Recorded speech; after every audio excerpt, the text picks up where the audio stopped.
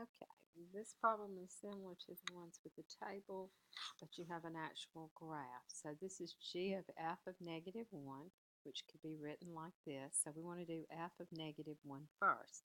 So we go to this graph and we realize that this check mark looking thing is the f function and the curve up here is g.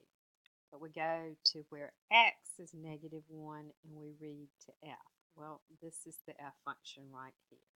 So the y value that corresponds to the negative 1 is 0. So now your expression becomes g of 0. So I go back, x is 0, and I read up till I hit the g function. And that happens right there at 7. So this would be 7.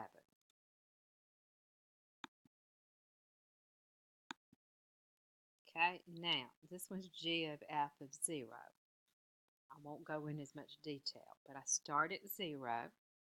I read down to f. That is at negative 1. I go back to negative 1 as x, and I go up to g, which is 5.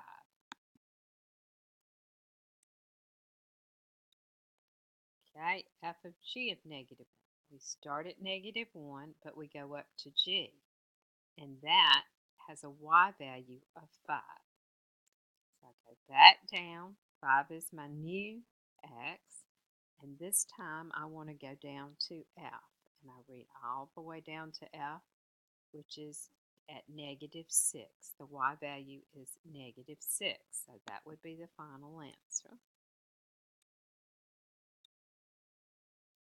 F of g of 4. I start at 4 and I go to g, which is 4.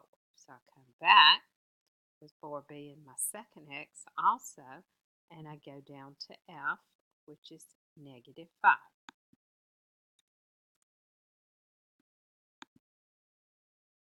Okay, hope that helps.